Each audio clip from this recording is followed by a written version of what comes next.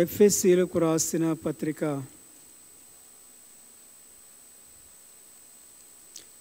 6వ అధ్యాయం. ఎఫెసీ పత్రిక 6వ అధ్యాయం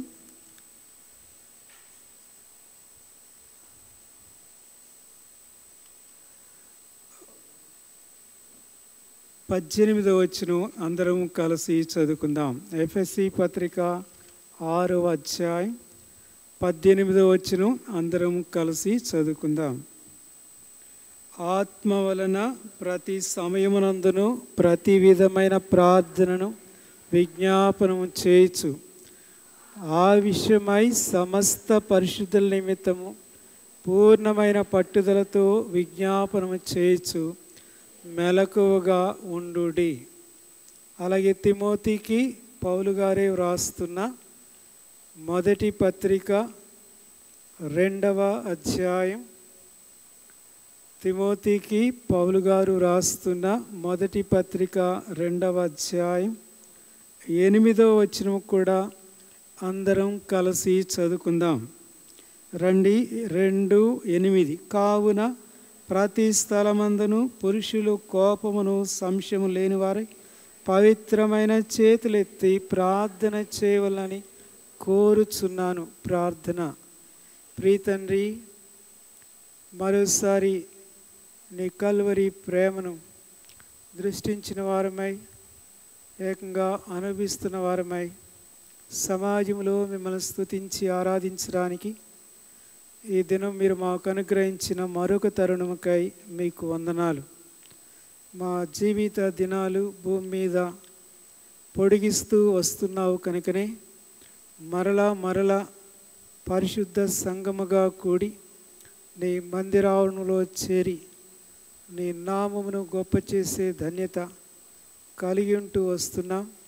ఒకవేళ ఈ లోకాన్ని విడిచిపెట్టవలసి వచ్చినప్పటికీ కూడా ఏకంగా నీ మహామహిమలో చేరి భూమి మీద నీ ప్రేమను అనుభవించిన మేము యుగాయుగాలు నెమ్మదిగా ప్రభా ఆరాధించి స్తుతించుటే కదా నిత్య విశ్రాంతిలో ఆ బంగారుమయమైన పట్టణంలో సంచరిస్తూ నిన్ను సేవించే ఆ గొప్ప పిలుపు మీరు మాకు ఇచ్చారు. వందనాలు. కాలం సంపూర్ణమైనప్పుడు యేసుక్రీస్తు ప్రభుని ఆయనకు ఒక శరీరాన్ని అమర్చి రక్తమాంసంలో పాలివాళ్ళగా చేసి, అవునాయనా, మా దోషం నిమిత్తమై మా అతిక్రమం నిమిత్తమై ఆ ప్రభును సిలువలో అలాగా మీరు గాయపరిచిన రీతికై స్తోత్రం. ఈ ఉదయకాలం ప్రత్యేకంగా మరుగైన ఆ వీపును దృష్టిస్తూ ఆయన మా పాపమంతటిని కూడా ఆ వీపు వెనక వేసుకున్నప్పుడు ఆ వీపు ఎంత చిదురైపోయిందో, ఎంతగా నలిగిపోయిందో, దేవ రక్తసిక్తమైపోయిందో ఆ దృశ్యాన్ని కనుపరుస్తూ వచ్చినందుకై స్తోత్రాలు. అవును, అప్పగించు వారికి నీ వీపును మౌనంగా అప్పగించేసావయ్యా. ఒక కేక కూడా వేయలేదు. ఆ ఒకటి తక్కువ 40 కొరడాలతో బలిష్ఠులైన వ్యక్తులు దేవ వీపును దున్నుతూ చీలుస్తూ ఉండగా మౌనం దాల్చావు. దేవా, నీకు స్తోత్రం. నీ మౌనాన్ని బట్టి, నీ సహనాన్ని బట్టి, దేవా, అందు సిద్ధపరిచిన నీ క్షమాపణను బట్టి, ఆ రక్తములో మాకు సిద్ధపరిచిన శుద్ధీకరణ బట్టి మీకు కృతజ్ఞత వందనములు, స్తుతులు, స్తోత్రములు చెల్లిస్తున్నాం. ఎప్పుడైతే సిలువ దగ్గరికి వస్తామో ప్రభో పాపిని క్షమించు అని దీనులమై విరిగి నలిగి హృదయంతో వేడుకున్నప్పుడు క్షమించావు. మా పాపములు ఏకంగా నీ వీపు వెనుక వేసుకున్నావని హిజ్కియా పలుకుతుండగా ఇక ఇవన్నిటినీ వాటిని చూడవనే కదా. ఆయాసార్లు చాలా పర్యాయాలు మేము చేసిన పాపాలని మరలా తవ్వుకొని వెలుపులకు తీసి దృష్టించే వారంగా ఉంటున్నాం. దౌర్భాగ్యులం ప్రవ్వా, మనుష్య మాత్రులం. నీ దైవ మనస్సును బట్టి నీకు స్తుతులు, స్తోత్రాలు చెల్లిస్తున్నాం. ఈ మధ్యాహ్న సమయంలో నీ బలను సమీపించకముందుగా తిరిగి లేఖనం చెంతకు వస్తున్నాం. నీ దాసుని కనికరించు, నీ కృపచేత బలపరిచి ఈ మాటలు నీ ప్రజలతో పంచుకోవడానికి పాత్రనుగా స్వంతనిగా చేయమని యేసు క్రీస్తు వారి శ్రేష్టమైన నామములో వేడుచున్నాము తండ్రి, ఆమేన్. ప్రియులారా, మనం చదివిన ఈ లేఖన భాగంలో అపోస్తలుడైన పౌలు ఎఫెసీ సంఘానికి మరి ఈ ఉత్తరం రాస్తూ ఈ ఉత్తరాన్ని స్తుతితో ప్రారంభిస్తాడు. అయితే ప్రార్థన దాని యొక్క ప్రాముఖ్యతతో ఈ ఉత్తరాన్ని ముగించడం మనము చూడగలిగిన వారంగా ఉంటున్నాం. వాస్తవికంగా క్రొత్త నిబంధనలో మొత్తం 27 పుస్తకాలు ఉన్నాయి. అయితే ఇందులో అపోస్తలుడైన పౌలు వివిధ సంఘాలకి వ్రాసిన పత్రికలు ఎన్నో చెప్పగలరా? చూడకుండా చెప్పండి. 14. అంటే 27 పుస్తకాల్లో కూడా మరి సగ పుస్తకాలకు పైగా అపోస్తలుడైన పౌలు వ్రాసిన పత్రికలుగా, పుస్తకాలుగా మనం దృష్టిస్తున్నాం. అయితే ఈ పత్రికలను మనం చదువుతున్నప్పుడు ఒక్కొక్క సంఘానికి ఒక్కొక్క అంశాన్ని ప్రధానంగా ఎంచి చూపించి వ్రాస్తాడనమాట. ఉదాహరణకు చూడండి, రోమా సంఘానికి పత్రిక వ్రాస్తూ అందు ప్రాముఖ్యకరమైన అంశం ఏంటంటే విశ్వాసము. అలాగే ఫిలిప్పీలకు పత్రిక వ్రాస్తూ అందు ప్రాముఖ్యకరమైన ఎంచుకున్న అంశం ఏంటంటే ఆనందించండి. కనుక ఎవరిలో అంటే ప్రభువులో ఆనందించండి, మరలా చెప్తాను ఆనందించండి అంటాడు. అలాగే కొలస్సీలకు పత్రిక రాస్తూ అందులో ప్రాముఖ్యకరమైన అంశం ఏంటంటే సంపూర్ణత. అలాగైతే ప్రియులారా, ఈ ఎఫెసీ పత్రికలో ప్రాముఖ్యకరమైన అంశం ఏంటంటే సంఘము, ది చర్చ్, సంఘము. ఈ సంఘము అనే మాటను ఆధారంగా చేసుకొని క్రీస్తు సంఘమునకు శిరస్సై ఉన్నాడు అంటూ మొదలు పెడతాడు మొదటి అధ్యాయాన్ని. ఇలాగా ఈ పత్రిక అంతటినీ సంఘం యొక్క స్ట్రక్చర్ ఎలా ఉండాలో వివరిస్తూ ముగిస్తాడనమాట. సో ఈ సంఘమునకు పత్రిక రాస్తూ ఇప్పుడు దీని ముగింపులో తాను ఆ సంఘాన్ని, దేవుని ప్రజలైన వారిని కోరుతున్న విషయం ఏంటంటే, ఇప్పుడు మనం చదివాం కదా ఆ ఎఫెసీ పత్రిక 6వ అధ్యాయం 18వ వచనాన్ని చదివాం. ఇందులో మనం గ్రహించగలిగిన విషయం ఏంటంటే, ఇదిగో ప్రార్థన చేయండి, విజ్ఞాపన చేయట్లో మెలకుగా ఉండండి అని ఈ పత్రిక ముగించేవాడుగా ఉంటూ ఉన్నాడు. ఎందుకు అలాగా అనంటే, ఇక్కడ అపవాది గూర్చిన ఒక సందర్భాన్ని ఈ పారాగ్రాఫ్లో వివరించేవాడుగా ఉంటున్నాడు కదా. 10-11 వచనాలు నేను చదువుతాను, గమనించండి. తుదకు ప్రభు యొక్క మహాశక్తిని బట్టి ఆయన యందు బలవంతులై ఉండండి. తర్వాత మీరు అపవాది తంత్రములను ఎదిరించుటకు శక్తిమంతులగునట్లు దేవుడిచ్చు సర్వాంగ కవచమును ధరించుకోండి. కనుక అపవాది గూర్చిన వివరణ ఇక్కడ మనకు ఇస్తూ ఉన్నాడు. అలాగే ఇప్పుడు 12వ వచనంలో ఏమంటాడు? కిందకు వస్తే ఏమంటాడు? ఎలానగా మనం పోరాడినది శరీరతో కాదు కానీ ప్రధానులతోనూ అధికారులతోనూ వచ్చేయండి, లోకనాథులతోనూ ఆకాశమందున్న దురాత్మల సమూహంతోనూ పోరాడుచున్నాము. పలు విధాలైన పోరాటములో మీరున్నారు, నేను కూడా ఉన్నాను అంటాడు. కాబట్టి ఏమంటాడు ఇప్పుడు?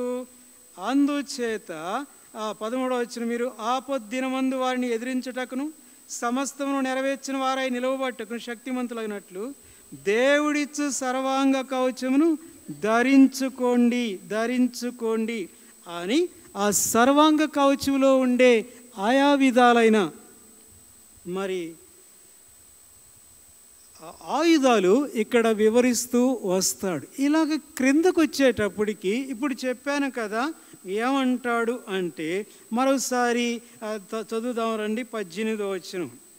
అందువలన ప్రతి సమయమునందును ప్రతి విధమైన ప్రార్థనను విజ్ఞాపనమును చేయుచు ఆ విషయమై సమస్త పరిశుద్ధుల నిమిత్తము పూర్ణమైన పట్టుదలతో విజ్ఞాపన చేయొచ్చు మెలకువగా ఉండండి. ప్రియులారా, వినండి. ఇప్పుడు నుంచి క్రైస్తవ జీవితం వివిధ శత్రు సంబంధమైన పోరాటాల మధ్య కొనసాగించబడేదిగా ఉంటుంది అనేది మనము ఎరగాలి.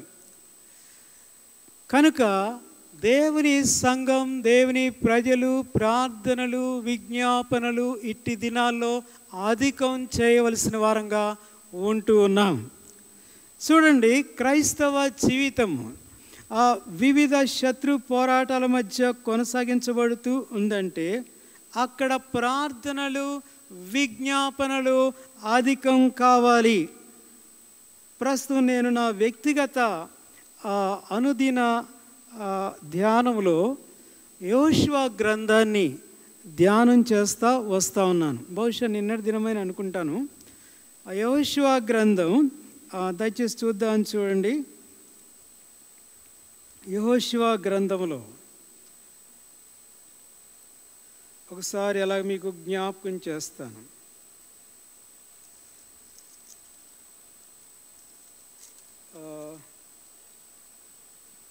పన్నెండవ అధ్యాయంలో దైవజనుడైన యెహోషువ ఇశ్రాయేలీలు కానానులో ప్రవేశించి ఆయా విధాలైన శత్రు సమూహాలతో పోరాడుతూ విజయాన్ని పొందుతూ వెళ్తారు. అయితే ఇప్పుడు గమనించండి, 8వ వచనం నుంచి చదువుదాం రండి. యెహోషువ గ్రంథం 12వ అధ్యాయం 8వ వచనం. మన్యములోను, లోయనలో, షఫేలా ప్రదేశంలోను, చరియల ప్రదేశంలోను, అరణ్యంలోను, దక్షిణ దేశంలో నుండిన హిత్తీయులు, అమోరియలు, కనానీయులు, పెరిజ్జీలు, హివ్వీయులు, ఎబూసీలైన వారి రాజులను ఇశ్రాయేలీలు పట్టుకొనిరి. వారెవరనగా ఎరికో రాజు, బేతేలునొద్దున హాయి రాజు, యెరూషలేము రాజు, హెబ్రోను రాజు, ఎర్మూతు రాజు, లాకీషు రాజు, ఎగ్లోను రాజు, గెజేరు రాజు. వదిలేసేయండి, కిందకు వచ్చేసేయండి. చివరిగా ఏమంటాడు? ఆ రాజులందరి సంఖ్య ఎంతమంది అంట? 31 మంది రాజులంట. నెలకి ఈ మే మాసానికి ఎన్ని రోజులు? 30 రోజులా? 31 రోజు. సో వారు పోరాడిన రాజులందరి సంఖ్య ఎంతంటే 31 మంది అన్నమాట. అలాగైతే ప్రియులారా, దేవుని యొక్క ప్రజలు అనుదినము ఏదో ఒక శత్రువుతో పోరాడడానికి సిద్ధమవ్వాలా? దేవుని ప్రజలకు అనుదినము ఎవడో ఒకడు ఏదో ఒక శత్రువు ఏదో ఒక రీతిగా ఫైట్ చేసే ఎదుర్కొనే పరిస్థితి ఉంది. అందుకని భక్తుడు రాస్తాడు, మన జీవితం అంతా కూడా అనుదినము యుద్ధమేనట. మనుషులతో యుద్ధం, దేహముతో యుద్ధం, సాతాను శక్తులతో యుద్ధం, ఆయా రకాలైన అదృశ్యమైన శక్తులతో యుద్ధం. ఇలాగ క్రైస్తవ జీవితం అనేది ఈ లోకంలో యుద్ధ రంగంలోనే కొనసాగుతూ ఉంది. పలు విధాలైన పోరాటముల మధ్యనే క్రైస్తవ జీవితము ఈ లోకంలో కొనసాగించబడవలసిందిగా ఉంటుంది. మరి ముఖ్యంగా చెప్తాను చూడండి, ఈ అంచె దినాల్లో ఈ పోరాటము ఇంకా అధికమయ్యేదిగా కూడా ఉంటుంది.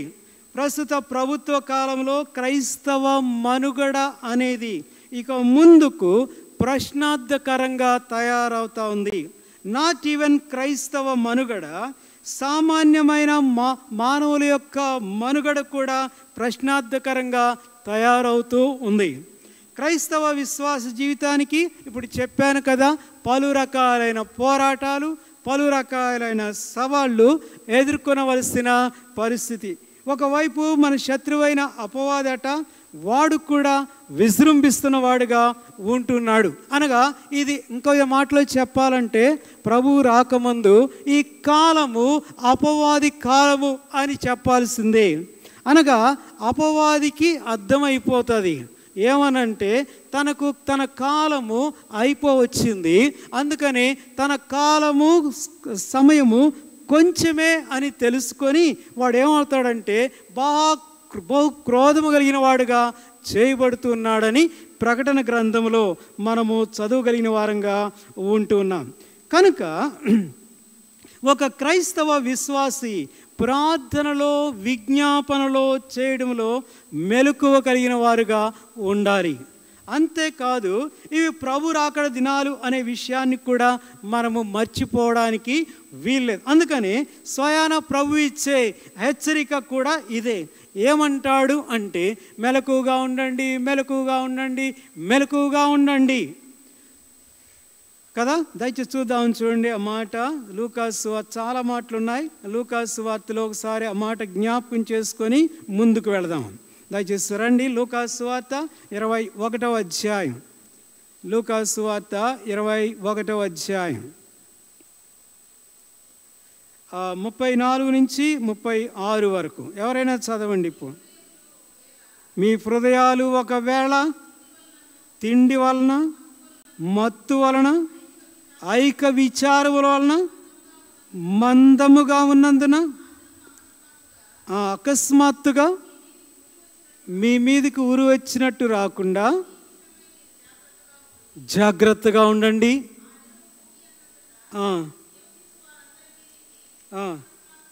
అకస్మాత్తుగా వచ్చును కాబట్టి మీరు జరగబో వీటినెల్లను తప్పించుకొని మనిషి కుమారుని ఎదుట నిలువబట్టుకు శక్తి గలవారగునట్లు ఎల్లప్పుడూ ప్రార్థన చేయొచ్చు, మెలకువగా ఉండడని చెప్పాను. ఎవరు చెప్తున్నారు ఈ మాటలు? ప్రభువైన యేసు క్రీస్తు వారే. ఏమంటున్నాడు? ఎల్లప్పుడూ కూడా ప్రార్థన చేయొచ్చు, మెలకువగా ఉండండి. ప్రియులారా, నేటి దినాల్లో సంఘాల్లో, అలాగే ఈ బెత్లెహేము సంఘంలో కూడా నాకు బహు వేదన కలిగించే ఒక విషయం ఏంటంటే, అసలు ప్రార్థన విజ్ఞాపన విషయంలో శ్రద్ధ, అసలు ఆసక్తి లేని వారుగా ఉంటున్నారు.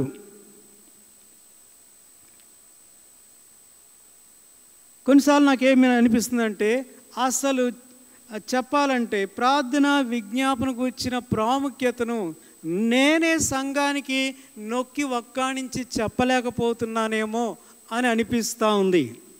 వాస్తవికంగా ప్రతి బుధవారం, అలాగే ప్రతి శుక్రవారం కూడా ప్రార్థనా కూడికలు, సంఘ ప్రార్థనలు, అలాగే విజ్ఞాపన ప్రార్థనలు, అలాగే నెలకొకసారి ఉపవాస ప్రార్థనలు, ఇవన్నీ కలిగి ఉన్నాం.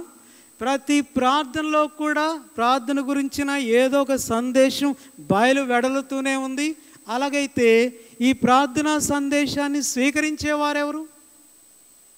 ఈ ప్రార్థనా సందేశం అసలు వినేవారెవరు?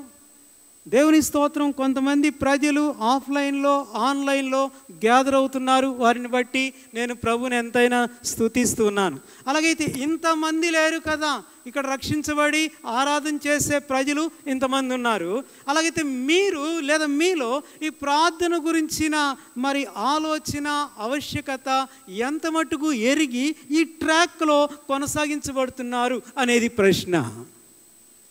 ప్రశ్న. ఏదో ఆరాధనకి ఆదివారం రావడం, వెళ్ళడం, లేదా ఆరాధించడం, లేదా యాంత్రికంగా ఆరాధించడం, ప్రభు యొక్క బలలో చేయవేయడం, వెళ్ళిపోవడం జరుగుతుంది. బట్ ఈ దినాలు చాలా చాలా ప్రమాదకరమైన దినాలుగా ఉన్నాయి. శత్రువు విజృంభిస్తున్న దినాలుగా ఈ దినాలు ఉన్నాయి. అదే సమయంలో ఈ దినాలు భ్రష్ట దినాలుగా కూడా ఉంటున్నాయి. ఇందులో ప్రభు కోరుతున్నది ఏంటంటే, ప్రార్థనలో మెలకువగా ఉండండి. ఈ ప్రభు వచ్చే దినాల్లో ప్రభు కోరుతుంది ఏంటంటే, ప్రార్థనలో మెలకువగా ఉండండి, అప్పుడే ఆయన్ను సంధించగలరు. దైవజనులు పేతురు కూడా అదే అంటాడు. అన్నిటి అంతము సమీపించబడింది, బుద్ధికి స్వస్థత తెచ్చుకొని ప్రార్థనలు చేయండి అంటాడు. ఇక్కడ అపోస్తలుడైన పౌలు గారు ఇస్తున్న సందేశం కూడా అదే. ఏమంటాడు చెప్పండి? ఇప్పుడు రండి, ఏమంటున్నాడు? మనం ప్రారంభంలో చదివిన వాక్య భాగాలకు వెళ్దాం. దయచేసి ఎఫెసీ పత్రిక మరోసారి 6వ అధ్యాయం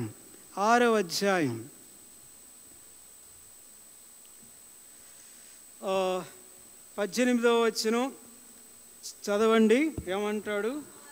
ఆత్మ వలన ప్రతి సమయమునందును ప్రతి విధమైన ప్రార్థనను విజ్ఞాపనము చేయొచ్చు.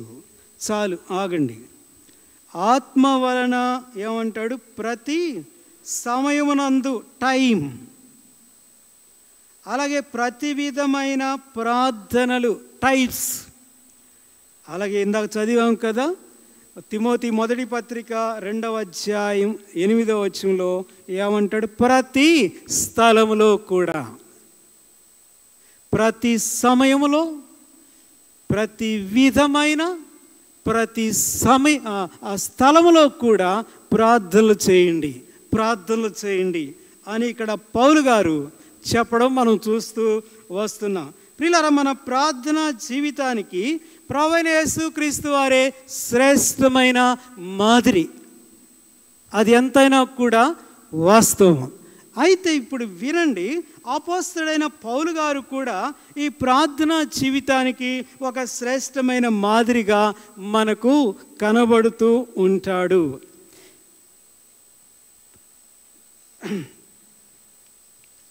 కాగా ఈ మధ్యాహ్న సమయంలో అపోస్తలుడైన పౌలు గారి ప్రార్థన డైరీని మీకు చూపించాలని ఉద్దేశిస్తున్నాను. మరి ముఖ్యంగా అపోస్తల కార్యములో నుండే మనం చూద్దాం. అపోస్తల కార్యములు అనంటే 12 మంది అపోస్తలులుగా ఎంచబడిన యేసుక్రీస్తు ప్రభు శిష్యులు చేసిన కార్యములు. అపోస్తలుల కార్యములు అంటే 12 మంది శిష్యులైన యేసుక్రీస్తు ప్రభు శిష్యులైన అపోస్తలులు చేసిన కార్యములు. అయితే అట్టివారిలో పౌలు గారు కూడా ఒక అపోస్తలుడిగా ఎంచబడతాడు కదా. కొరింథీయులకు రాసిన మొదటి పత్రిక దయచేసి 15వ అధ్యాయం 9వ వచనంలో ఏమంటాడో చూడండి. నేను అపోస్తలులందరిలో తక్కువ వాడను, దేవుని సంఘమును హింసించినందున అపోస్తలుడు అనబడుటకు యోగ్యుడను కాను. నేను అపోస్తలులందరిలో తక్కువ వాడను, నేను అపోస్తలుని అనిపించుకోవడానికి దేవుని సంఘాన్ని హింసించిన వాడును, కాబట్టి యోగ్యుడును కాను అని తాను గురించి చెప్పుకోవడం మనం చూస్తాం. బట్ గమనించండి, మనం గమనించినట్లయితే తాను వ్రాసిన 14 పత్రికల శీర్షికల మీద అపోస్తలుడైన పౌలు వ్రాసిన అనే గుర్తింపును మనం చూస్తూ ఉంటాం. అలాగైతే గమనించండి, పౌలు కూడా ఒక అపోస్తలుడుగా ఎంచబడుతూ ఉన్నాడు. సో అపోస్తలుడైన పౌలు రాసిన ఈ పత్రికల మీద ఆ గుర్తింపును చూస్తున్నా. అయితే ఇప్పుడు గమనించండి, ఈ సమయంలో అపోస్తలుల కార్యములో పౌలు గారు ప్రార్థించిన కొన్ని స్థలాలు, సమయాలు, సందర్భాలు నేను మీకు జ్ఞప్తిలోనికి తెస్తాను. విస్తారంగా నేను మాట్లాడడానికి నాకు దేవులో కూడా అంత బలము లేదు, బాగా అలసిన పరిస్థితులే ఉన్నాయి. అయితే ఒక్కొక్కటిగా మీ గమనానికి అలాగా తీసుకొచ్చి మరి ప్రభు బల దగ్గరికి వెళదాం. ప్రభు చిత్తం అయితే ఈ సంగతుల్ని మరొక ప్రభు దినంలో ఇంకొద్దిగా ముందుకు తోడుకొని వెళతాను.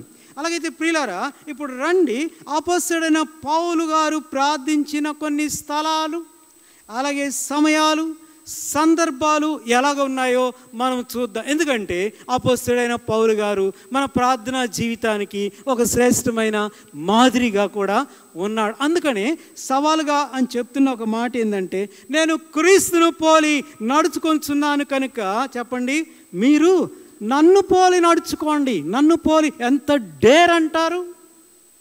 నన్ను పోలి నడుచుకోండి అని తను చెప్పడానికి, ఆ స్టేట్మెంట్ ఇవ్వడానికి తనకి ఎంత డేరుందంటారు?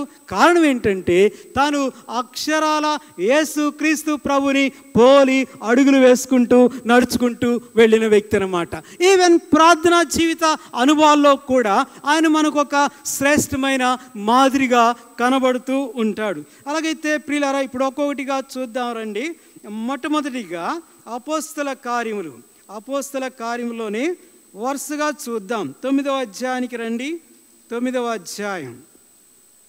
ఈ దినము కేవలము అపోస్తలుడైన పౌలు గారు ప్రార్థనా డైరీని అపోస్తల కార్యంలో నుంచే చూద్దాం కనుక 9వ అధ్యాయం 11వ వచనానికి రండి. 11వ వచనం అందరం కలిసి చదువుకుందాం. అతడు, ప్రభువా ఇదిగో నేనున్నానను.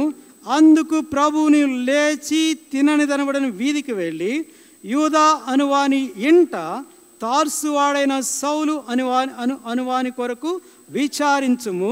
ఇదిగో అతడు ఏం చేస్తున్నాడంట? ప్రార్థన చేయుచున్నాడు. ఇదిగో అతడు ఏం చేస్తున్నాడంట? ప్రార్థన చేయుచున్న పరిస్థితిని మనం చూస్తున్నాం. అనగా ఫస్ట్ టైం దేవుడు ఆ అపోస్తలుడైన పౌలును ఎన్కౌంటర్ చేస్తాడు కదా. దమస్కు వెళ్ళే మార్గంలో అక్కడున్న విశ్వాసులను బంధించి చెరబట్టుకొని యెరూషలేముకి తీసుకురావాలని ఎంతో ఫెరోషియస్గా వెళుతున్న పరిస్థితుల్లో అతన్ని పౌలును ఇంకా సౌలుగా ఉన్నప్పుడు ప్రభువైన యేసుక్రీస్తు వారు ఎన్కౌంటర్ చేస్తున్నప్పుడు అతడు నేల మీద పడిపోతాడు.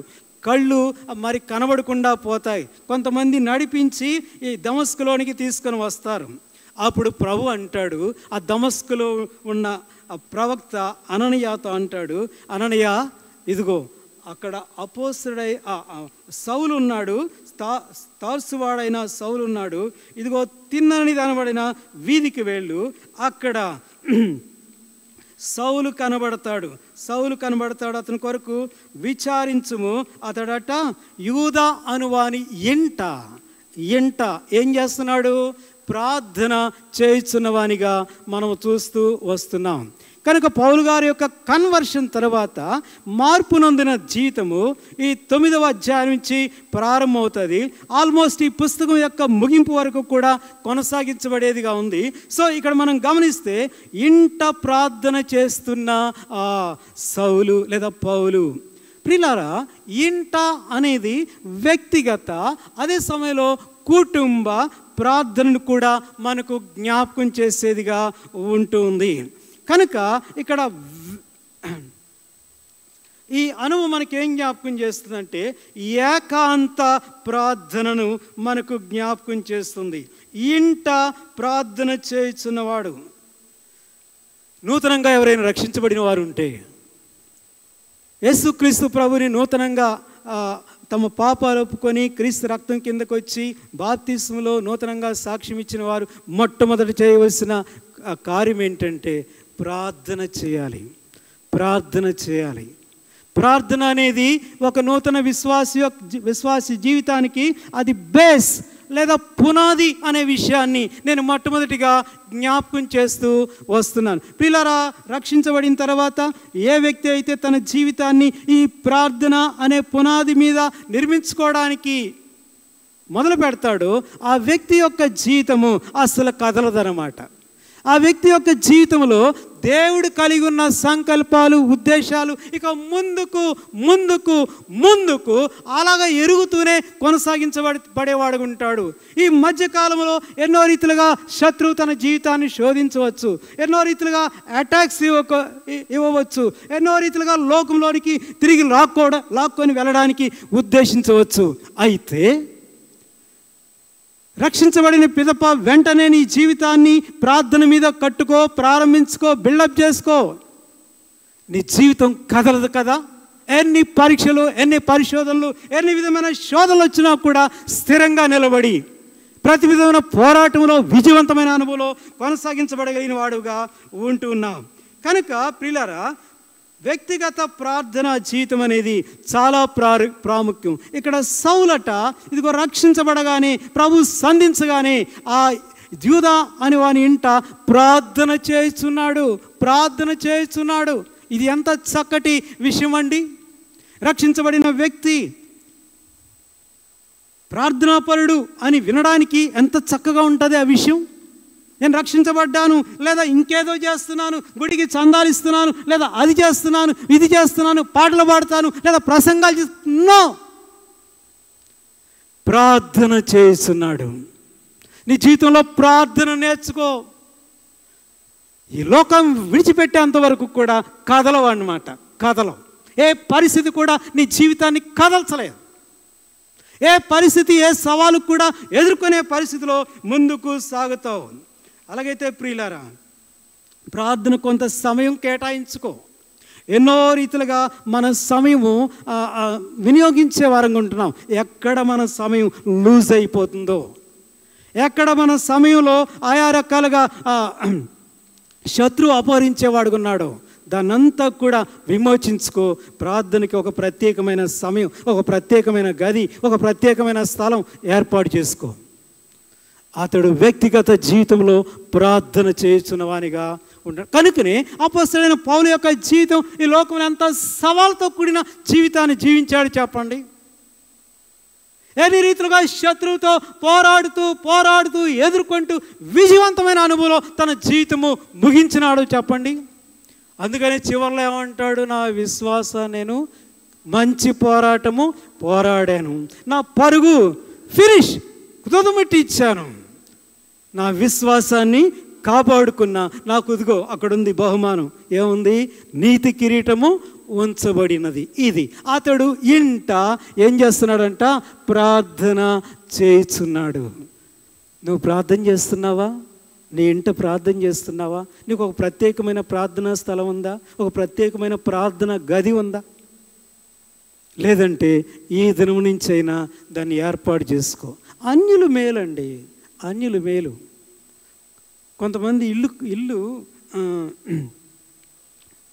కొనుక్కుంటారు, అన్యులు ఇల్లు కొనుక్కుంటారు. ఆ ఇళ్ళకి వెళ్ళి ప్రార్థన చేస్తున్నప్పుడు అక్కడక్కడ మూల ఒక గదులు కట్టుకుంటారు. దాన్ని ఏమంటారు? పూజా గదులు. నీకే గది ఉంది? ఏదైనా ఉందా? ప్రార్థనా స్థలం ఏదైనా ఉందా? ఏర్పాటు చేసుకో. ప్రత్యేకంగా నీ బెడ్రూమే నీకు ప్రార్థనా గదికి ఏర్పాటు చేసుకో. అక్కడ కనబడాలి నువ్వు మోకాళ్ళ మీద. తన ఇంట ప్రార్థన చేస్తున్న పౌలు. రెండవది, ఇంట ప్రార్థన చేసే అనుభవం కుటుంబ ప్రార్థనను కూడా మనకు జ్ఞాపకం చేస్తుంది. కుటుంబం అంతా ఎక్కడుంటారు? బజార్లో ఉంటారా? ఇంటే ఉంటారు. కనుక ఆఫ్కోర్స్ అపొస్తలుడైన పౌలుకి కుటుంబ జీవితం లేదు, ఒంటరిగాడు, ఒక్కడే. అలాగైతే నీ కుటుంబం ఉందిగా. కుటుంబంతో కలిసి ప్రార్థన చేస్తున్న సమయాలు, సందర్భాలు అనుదిన జీవితంలో ఏమన్నా ఉన్నాయంటారా? నీ కూర్చొని నీ భార్యతో, లేదా నీ భర్తతో, నీ బిడ్డలతో, నీ తల్లిదండ్రులతో, నీ తోబుట్టులతో కలిసి, కుటుంబాలంతా కలిసి ప్రార్థన చేస్తున్న సందర్భాలు ఉన్నాయా? మన ఇళ్లలో కుటుంబ ప్రార్థనలు ఉన్నాయా? నాకు తెలియదు. మేము కలిగి ఉన్నాం. మాకు కుటుంబ ప్రార్థనలు రెగ్యులర్గా ఉంటాయి.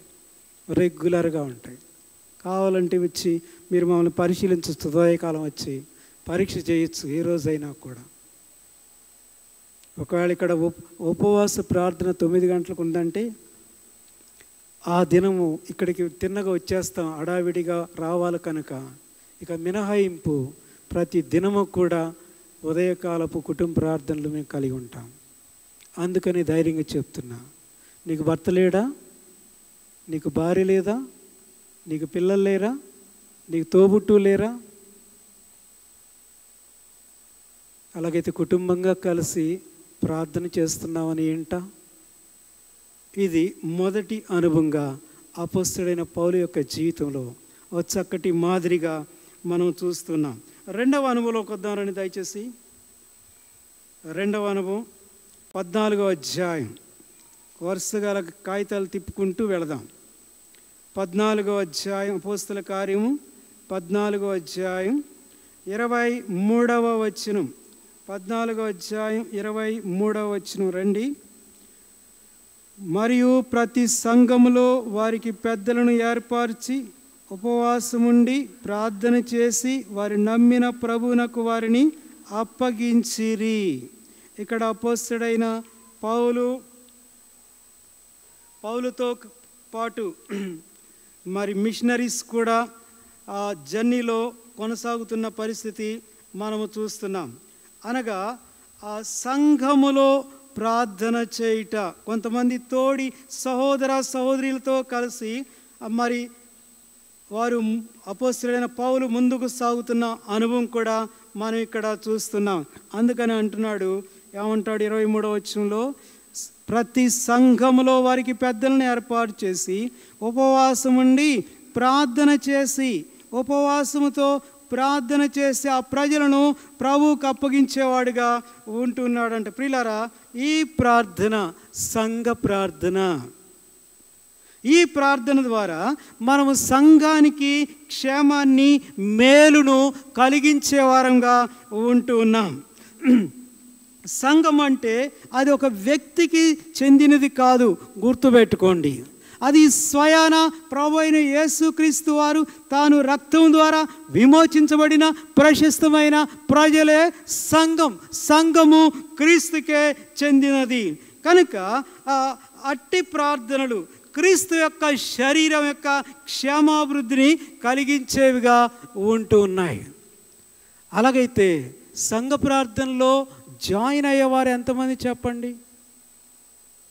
సంఘ ప్రార్థనలో పాలు పంపులు పొందేవారు ఎంతమంది? ఆ సంఘ ప్రార్థన యొక్క అనౌన్స్మెంట్ ఎవరికో? నాకు కాదు. నా అనౌన్స్మెంట్ ఆదివారం వరకే అనౌన్స్ చేయండి, లేదా చేయకపోండి, నేను ఆదివారం మాత్రం వస్తా. సంఘ ప్రార్థన సంఘ క్షేమం కొరకై చేయగలిగిన వారంగా ఉంటున్నాం. శుక్రవారం విజ్ఞాపన ప్రార్థన అనౌన్స్మెంట్ ఎవరికో, అది మాకు కాదు. దేవుని యొక్క కృపను బట్టి ఇలాగా ఈ కరోనా దినాలు వచ్చినప్పటి నుంచి మనం ఆన్లైన్ ప్రేయర్ కూడా చేయగలిగిన వారంగా ఉంటున్నాం. అలాగైతే ఒకవేళ ఈ దగ్గర ఉండేవాళ్ళు మందిరంలోకి వచ్చి ప్రార్థన చేయవచ్చు. ఒకవేళ దూరంగా ఉండే ప్రజలు ఆన్లైన్లో అయినా కలుసుకోవచ్చు కదా ప్రార్థనలో. ఏమండి, ఆన్లైన్లో కలుసుకోవచ్చు కదా. కొంతమంది నేను ఎరుగుదును, ఆన్లైన్లో ఈ సంఘానికి చెందిన వారు కూడా ఎక్కడెక్కడి నుంచో, హైదరాబాద్ నుంచి, వైజాగ్ నుంచి, లేదా ఆయా దూర ప్రదేశాల నుంచి కూడా కొంతమంది ఆన్లైన్లో కలుసుకుంటున్నారు. ప్రార్థనలో రెగ్యులర్గా కలుసుకుంటున్నారు. మరి అలాగైతే ప్రియులారా, దేవుడిచ్చిన ఈ సదుపాయాన్ని వినియోగించుకోండి. లింక్ ఇస్తున్నారు, అది తీసుకోండి. ఆ లింక్లో కలుసుకొని ప్రార్థనలో కలుసుకోండి. నువ్వు ప్రార్థన నేర్చుకో, సంఘ ప్రార్థన నేర్చుకో, నోరు తెరువు. లేదా మరి ఇతరులు ప్రార్థన చేస్తున్నప్పుడు ఏకీపించు. ఈ సంఘము క్షేమాభివృద్ధి నొందేదిగా, సంఘం యొక్క క్షేమాభివృద్ధి కొరకై నీవు కూడా ఈ సంఘములో ఒక అంగముగా మరి పాటుపడే పరిస్థితి భాగస్తునిగా నీకు ఇవ్వబడుతూ వస్తుంది కదా. కనుక ఇక్కడ అపోస్తలుడైన పౌలు మనం చూస్తూ వస్తున్నప్పుడు ప్రియులారా, ఇక్కడ సంఘముతో కలిసి తను ప్రార్థన చేస్తున్న నియమం ఒకటి మనం చూస్తున్నాం. మూడవదిగా చూద్దాం రండి. అపోస్తల కార్యం 16వ అధ్యాయం. అపోస్తల కార్యములు 16వ అధ్యాయం.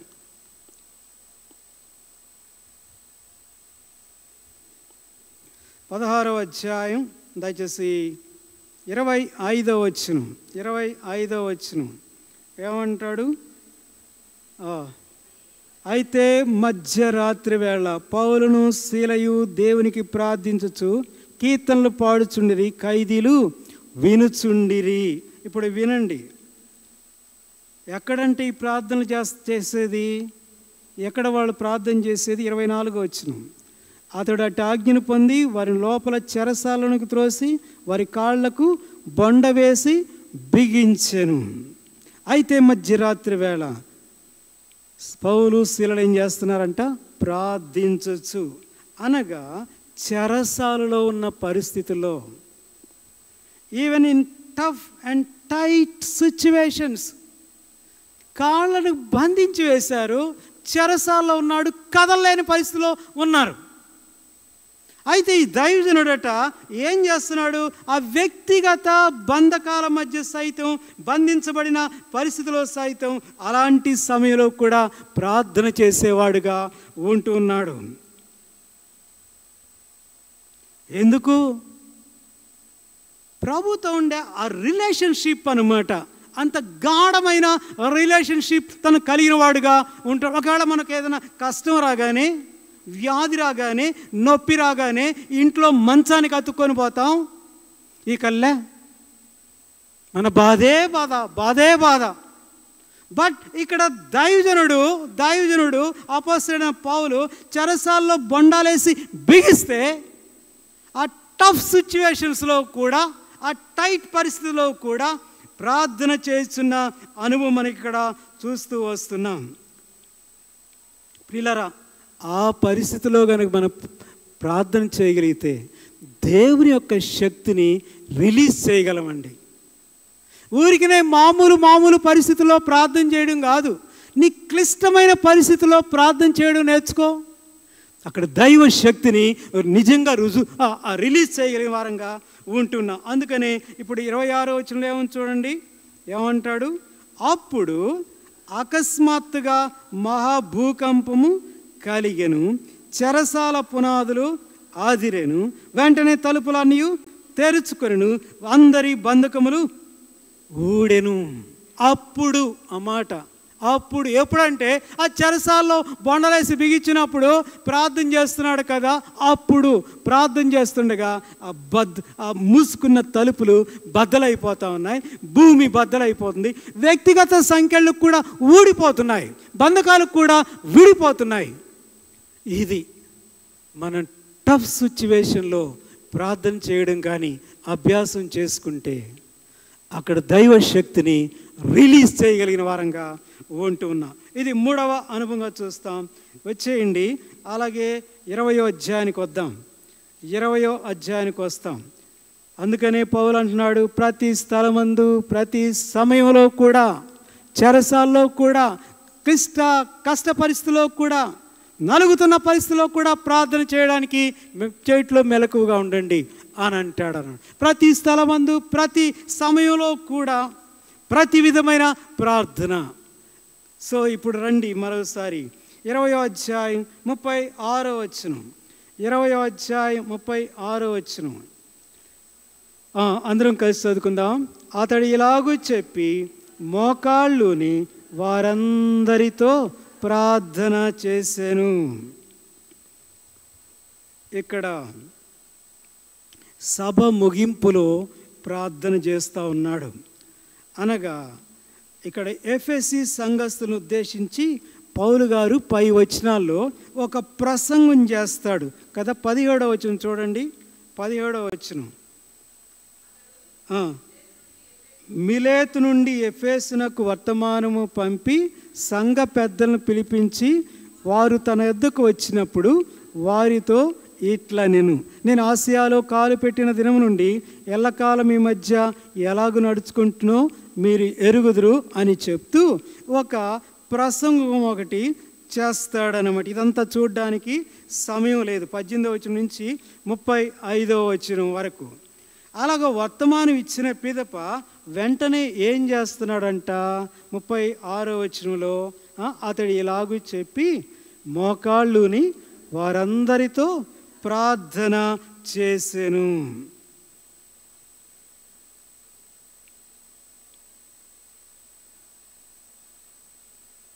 ప్రార్థన ప్రసంగం అయిన తర్వాత బహుశా నేను అనుకుంటాను అక్కడ ప్రార్థనా కూడిక పెట్టాడేమో, అక్కడ ప్రార్థనా కూడిక పెట్టుండొచ్చు.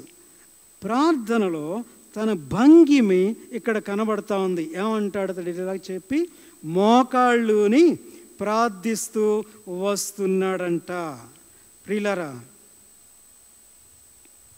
ప్రభువైన యేసు క్రీస్తు వారు కూడా ఇదే అనుభవంలో కనబడతాడు.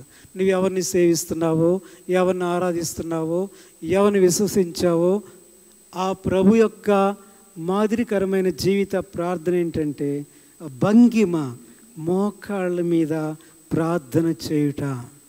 ఇక్కడ అపోస్తలుడైన పౌలు ఇంత గొప్ప దైవజనుడు, ఈయన కూడా ఏం చేస్తున్నాడంట? మోకాళ్ళ మీద ప్రార్థన చేస్తున్నాడు. ఇదొక చక్కటి మాదిరి కదా. అందుకనే నేను ఎప్పుడూ చెప్తాను, ప్రభు మనకు కాళ్ళు ఇచ్చింది ఎందుకంటే నడవడానికి, కళ్ళు ఇచ్చింది ఎందుకంటే చూడడానికి, మోకాళ్ళు ఇచ్చింది ఎందుకంటే దేవుని ఎదుట, దేవుని సన్నిధిలో మోకరించడానికి, మనుషుల ఎదుట కాదు. ప్రతి విషయంలో మోకరించి ప్రార్థన చేయి. ఆ మోకాళ్ళు ఉండే దైవశక్తి నువ్వు అనుభవిస్తావు. దేవుడు దాన్ని రుజువుపరుస్తాడు. కొంతమంది ప్రార్థనలో కూడా మోకాళ్ళు వంగరు. ఒక్కొక్క ఆయన చూస్తాం, కాళ్ళు ఇటు జాపుతాడు, అటు జాపుతాడు, కూర్చుంటాడు. కుర్రోళ్ళే ఏం కుర్రోళ్ళకి, ముసలోళ్ళు పాపం వంగలేదనుకో, కుర్రోళ్ళు వంచొచ్చుగా. నేర్చుకోండి ఇప్పటి నుంచే. 2 కాళ్ళు ఇటు పెడతారు, సీటు మీద కూర్చొని 2 కాళ్ళు ఇటు పెడతాడు. ఇది ప్రార్థన భంగిమ కాదు. మోకరించో. మోకాళ్ళు ప్రభు అందుకే ఇచ్చాడు నీకు. దాన్ని దృఢపరచుకో. ఆ మోకాళ్ళు నలుపెక్కనివ్వు. అందులో ఉండే దైవశక్తిని నీవు అనుభవిస్తావు. అది క్రీస్తు మాదిరి. అది దైవజనుల యొక్క మాదిరిగా కూడా నేను మీకు జ్ఞాపకం చేస్తూ ఉన్నాను. పిల్లరా, దీన్ని అభ్యాసం చేసుకోండి. ఏదైనా కూడా ఎక్సర్సైజ్ చేసుకుంటే అది అభ్యాసం వంగిపోతుంది, అంతే, వంగిపోతుంది. ఈ ఫిజియోథెరపిస్ట్ ఉన్నారు కదా, ఎందుకంటారు వాళ్ళు? ఈ వంగని కాళ్ళంతా కూడా సాగదీస్తూ ఉంటారు. ఫిజియోథెరపీ చేసి కాళ్ళు వంగవు. కొన్నిసార్లు బ్రేక్ అయితే చేతులు వంగవు. వాళ్ళ దగ్గరికి పోతే ఏం చేస్తారంటే లయబద్ధకంగా చేతుల్ని లాగుతారు, కాళ్ళను కూడా లాగి సక్రంగా చేస్తూ ఉంటారు, సక్రంగా. అలాగైతే ప్రార్థనలో కూడా మోకాళ్ళని అభ్యాసం చేసుకోండి.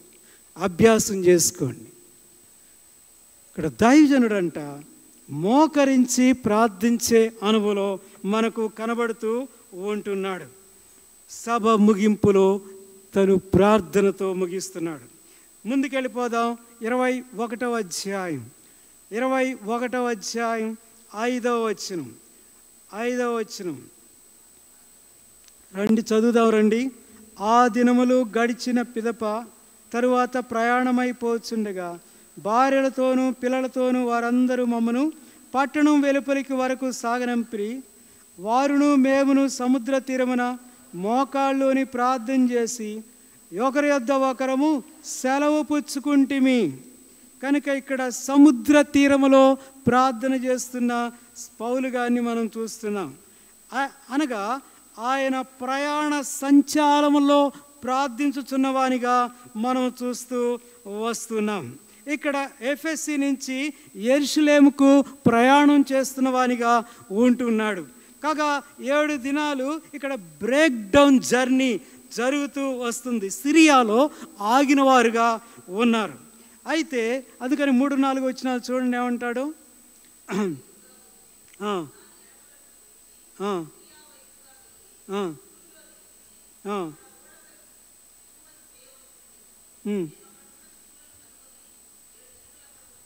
7 దినములు అక్కడ ఉన్నాము.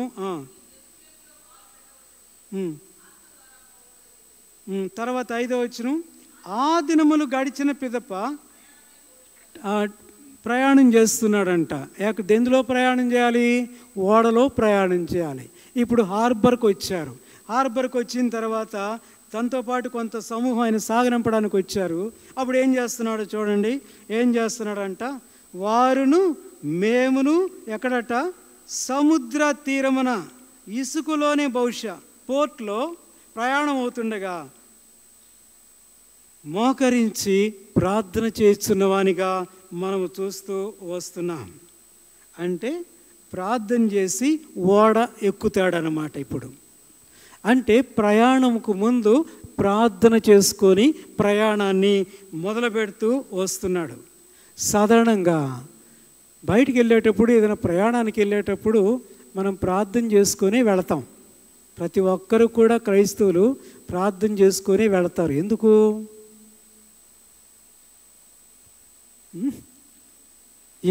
ఈ బస్సు, ఈ కారు, ఈ బైకు ఎక్కడ యాక్సిడెంట్ కాకూడదు, ఏది దీన్ని కొట్టకూడదు, సురక్షితంగా ఆ ప్రయాణంలో ముగింపులో నేను ఉండాలి. మీరందరూ చేస్తారు నాకు తెలుసు. ఒకవేళ అది కూడా చేయరంటే నువ్వు అసలు క్రైస్తవుడు కాదు, క్రైస్తవురాలివే కాదు, అసలు విశ్వాసవే కాదు. కనుక బయటికి వెళ్ళేటప్పుడు, ప్రయాణాలు మొదలుపెట్టేటప్పుడు ప్రతి ఒక్కరూ ప్రార్థన చేసుకొని మొదలు పెడతారు. అయితే వినండి, తిరిగి వచ్చిన తర్వాత కూడా ప్రార్థన చేసుకొని, ప్రార్థన చేద్దాం, ప్రభుని స్తుతించుకొని లోపలికి వెళ్తారా? ఎవరైనా వెళ్తున్నారా? తిన్నగా వంటగదిలోకి వెళ్ళిపోయేది, మంచినీళ్ళు తాగేది, ఇంకేదైనా ఉంటే ఫ్రిడ్జ్ ఓపెన్ చేసి తినేసేది, ఎక్కి మంచం మీద కూర్చునేదో, ఈజీ చైర్లో పడుకునేది. పిల్లలు నేర్చుకుందాం. నువ్వు వెళ్ళేటప్పుడు ప్రార్థన చేసుకొని ప్రభుకు అప్పగించుకొని ప్రభు సహాయం కోరి వెళ్తున్నావు కదా, మళ్ళా సురక్షితంగా ప్రభుని ఇంటికి తీసుకొచ్చిన తర్వాత లోపలికి వెళ్ళక ముందు ప్రభుని స్తుతించుకొని వెళ్ళు. మేము అలాగే చేస్తాం. మన సోదరులు ఉన్నారు కదా ఇక్కడ. సో ఎక్కడికి వెళ్ళినా కూడా ప్రార్థనతోనే, ఎప్పుడు వెళ్ళినా కూడా ప్రార్థనతోనే వెళ్తాం. మళ్ళా మందిరంలోకి రాగానే లేదా వెహికల్ ఆపగానే ప్రభుని స్తుతించుకొని ప్రభుకి అప్పగించుకొని లోపలికి వెళ్ళడం అనేది జరుగుతూ ఉంది. ఆ మధ్య ఒక సహోదరి యూట్యూబ్లో వాళ్ళ తండ్రి చనిపోతే అక్కడ నిలబడి చెప్తా ఉంది. చాలా భక్తి కలిగిన వాడట ఆయన. మమ్మల్ని పిల్లల్ని ఎలాగ పెంచాడో అనే సాక్ష్యం ఇస్తూ ఉంది. అందులో చెప్తూ వచ్చిన విషయం ఏంటంటే, ప్రతి పరిస్థితిలో కూడా, ఎవ్రీ టైం, ప్రతి పనిలో కూడా ఆయన ప్రార్థనతోనే మొదలుపెట్టేవాడు. ఆ పని పూర్తి కాగానే ప్రభు స్తుతించేవాడు. ఎక్కడికి వెళ్ళినా కూడా ప్రార్థనతో బయలుదేరేవాడు. మళ్ళీ లోపలికి రాగానే ప్రభు స్తుతించుకుంటూ లోపలికి వెళ్ళేవారంట. ఒక తల్లిదండ్రులుగా నీ బిడ్డలకు చక్కటి మాదిరి చూపించగలవా? ప్రభు యొక్క సహాయం, ప్రభు యొక్క భద్రత, ప్రభు యొక్క కాపుదల, ఇవన్నీ కూడా నిన్ను ఆవరించి ఈ భూమి మీద నడిపించేవిగా ఉంటాయి కదా. కనుక ఇన్ ఆల్ అవర్ మూమెంట్స్ ప్రార్థన చేయడం అనేది నేర్చుకోగలిగిన వారంగా ఉంటున్నాయి. ఇక్కడ దైవజనుడి యొక్క జీవితంలో అదే మనం చూస్తున్నాం. అలాగైతే ప్రియులారా, ముందుకెళ్ళిపోదాం. ఇంకో 2 మాటలు చదివి ముగించుకుందాం. 28వ అధ్యాయానికి రండి. 28వ అధ్యాయం, అపోస్తల కార్యములు 28వ అధ్యాయం 8వ వచనం. అందరం కలిసి చదువు. అప్పుడు పొప్లి యొక్క తండ్రి జ్వరం చేతను రక్తభేది చేతను బాధపడుచు పండుకొనిండును. పౌలు అతని ఎద్దుకు వెళ్ళి ప్రార్థన చేసి అతని మీద చేతులుంచి స్వస్థపరిచెను. అనగా పౌలు గారు ఎక్కడికి వెళ్ళినా కూడా ప్రార్థనను తనతో పాటు తీసుకుని వెళ్ళేవాడుగా ఉన్నాడనమాట. Even in the island. ఎందుకు అంటే అక్కడ రక్షణ కార్యాలు జరిగించ నిమిత్తమై దేవుడు అక్కడ అన్ని జనుల యొక్క రక్షణ కొరకై పౌలు గారు ప్రార్థన చేస్తూ తన కార్యాన్ని, తన పనిని ఇక్కడ ప్రారంభించడం మనం చూస్తున్నాం. ఎందుకు చెప్తున్నానంటే ప్రియులారా, అన్ని విషయాల్లో కూడా ప్రార్థనను అవలంబించుకుందాం. మన జీవితంలో ప్రార్థనతోనే ప్రతి అడుగు వేయడానికి నేర్చుకుందాం. ప్రార్థన ఆత్మను కలిగిన వారంగా మనం ఉందాం. అయితే ఒక మాట నేను చదివి ముగిస్తాను చూడండి. బహుశా నేను ఒక పాయింట్ వదిలేసి ముందుకు వెళ్ళాను. ఇప్పుడు 22వ అధ్యాయానికి రండి, వెనక్కి తిప్పండి. 22వ అధ్యాయం 17వ వచనం. 22వ అధ్యాయం 17వ వచనం. ఇది 6వ పాయింట్గా ఎంచుకోవచ్చు. అలాగైతే ద్వీపంలోది 7వ పాయింట్ అనుకోండి. 22వ అధ్యాయం 17వ వచనం అందరం కలిసి చదువుతారండి. అంతటా నేను యెరూషలేమునకు తిరిగి వచ్చి దేవాలయంలో ప్రార్థన చేయుచుండగా పరవశున్నై ప్రభువును చూచితిని. అపొస్తలుడైన పౌలు యొక్క కన్వర్షన్ గురించి చెప్తూ ఎక్కడ ప్రార్థన చేస్తున్నాడంట? దేవాలయములో, దేవుని యొక్క మందిరములో చేరి ప్రార్థన చేయడం. ఇదొక శ్రేష్టమైన వాక్య నియమము. చెప్పాలంటే చర్చ్ డిసిప్లైన్. ఆ మధ్య కోవిడ్ని బట్టి మనం ఆన్లైన్ పెట్టుకున్నాం. ఇప్పుడు కోవిడ్ లేదుగా, మరి ఇంకే మందిరంలోనికి రావడానికి ప్రభు ఆ సదుపాయం మనకి ఇచ్చాడు కనుక అలాగా ఆన్లైన్ ప్రార్థన ప్రారంభించాం. దేవుని మందిరంలోకి వచ్చి ప్రార్థన చేయడం అనేది దైవిక నియమం అండి. అవునా? నా మందిరము చెప్పండి సమస్త జనులకు కూడా ప్రార్థనా మందిరము అనబడును. ప్రవచనం ఇది. యెషయా గ్రంథములో ప్రవచనం సమస్త జనులకు మందిరము ప్రార్థనా మందిరం. ఈవెన్ పేతురు యోహానులట ప్రతి దినము కూడా దేవుని మందిరానికి వెళ్ళి ప్రార్థన చేసుకునేవారంట. మధ్యాహ్నం 3 గంటలకు అది వారికి ప్రార్థనా వేళ. అది నాకు కూడా స్ఫూర్తినిచ్చింది. అందుకని నేను కూడా ఏం చేస్తానంటే ఎవ్రీ డే ప్రతి దినము మందిరంలోనికి వచ్చి ఇక్కడ కాసేపు మోకరించి ప్రార్థన చేయడం కొన్ని మాసాల నుంచి అభ్యాసం చేసుకున్నా లేఖనానుసారంగా. కనుక దేవుని మందిరంలోనికి వెళ్ళి ప్రార్థన చేయడం ప్రతి దినము కూడా ప్రభువైన యేసుక్రీస్తు వారు దేవాలయాన్ని దర్శించేవాడట. అలాగైతే ప్రియులారా, ఈ నియమాలు ఇక్కడ అపోస్తలుడైన పౌలు యొక్క జీవితంలో చూస్తున్నాం. ఆయనట ఆ కన్వర్షన్ అవగానే దేవాలయంలోకి వెళ్ళి ప్రార్థన చేస్తున్నవానిగా చూస్తూ వస్తున్నాం. అలాగైతే ఈ మాటలు మనం హృదయంలో పదిలిపరుచుకుందాం. అనగా పౌలు గారికి అన్ని స్థలాలు ప్రార్థనా స్థలాలే, అన్ని సమయాలు ప్రార్థనా సమయాలే, అన్ని సందర్భాలు ప్రార్థనా సందర్భాలే. అంటే మనకైతే కొన్ని నిర్దిష్టమైన స్థలాలు సందర్భాలే ప్రార్థన కొరకు వినియోగిస్తాం. కానీ పౌలు గారు చెప్పాలంటే కూర్చుంటే ప్రార్థన, లేస్తే ప్రార్థన అని అన్నట్లుగా ఉన్నాడు కదా. సో మన ప్రార్థనకు కావాల్సింది ప్రార్థన మనస్సు కావాలండి. అది ప్రార్థన కొరకై మన మైండ్ ట్యూన్ చేసుకోవాలి. ఇక్కడ కాదు. అసలు విశ్వాసికి ప్రార్థన అంటే అసలు గిట్టదేమో అనిపిస్తుంది నాకైతే. ఎందుకు అలాగా? నువ్వు ఒక ప్రార్థనా రూపంలోనికి వచ్చేయి, దేవుని యొక్క శక్తిని అంచెదినాలు అనుభవిస్తాం. శత్రువు యొక్క కార్యాలని నిర్బంధించగలిగిన వారంగా ఉంటున్నాం. సంఘంలో కూడా మరి ఆయన కార్యాలు అంతకంతకు విజృంభించగలిగినవిగా ఉంటున్నాయి. అలాగైతే ప్రియ సోదరా సోదరి, అలాగా చేయాలంటే వ్యర్థమైన ప్రతి దాని మీద మన మనస్సును కత్తిరింపు వేయాలి. వ్యర్థమైన సంభాషణను కత్తిరించి వేసేయి. అలాగైతే ప్రార్థన కొరకై ఆ సమయాన్ని వినియోగించు. ఒక శక్తివంతమైన వ్యక్తులంగా జీవిస్తాం. శత్రువు గడగడలాడ్డ, శత్రువు యొక్క క్రియలు అణగద్రొక్కబడవా?